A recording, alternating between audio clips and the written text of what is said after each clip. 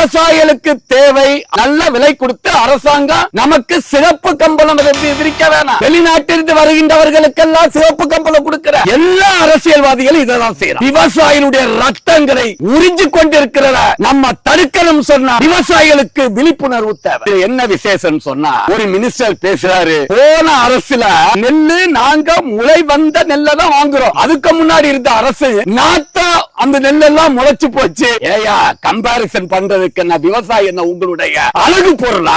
வேதனையா இருக்கு. இதுல இன்னும் ஒரு அரசியல் வந்து சொல்லுது, செறிவூட்டப்பட்ட நெல்லை செய்வதற்கு மத்திய அரசாங்கம் அனுமதி கொடுக்கல, நாங்க செறிவூட்டப்பட்ட அரிசியை உண்டு பண்றதுக்காக தான் லேட் பண்றது. உண்மையிலே சார் செறிவூட்டப்பட்ட அரிசி உடலுக்கு கெடுதல். செறிவூட்டப்பட்ட உப்பு கொண்டு வந்தா உப்பு சாப்பிட்டவனுக்கு கிட்னி போயிடுச்சு. எச்சரிக்கையாக சொல்கின்றேன், எங்களுக்கு தோலை ரிமூவ் பண்ணாம அரிசியை குடு, நீ செறிவூட்டப்பட்ட அரிசி வேளாம் என்பதையும் இந்த நேரத்தில் அதையும் எச்சரிக்கையாக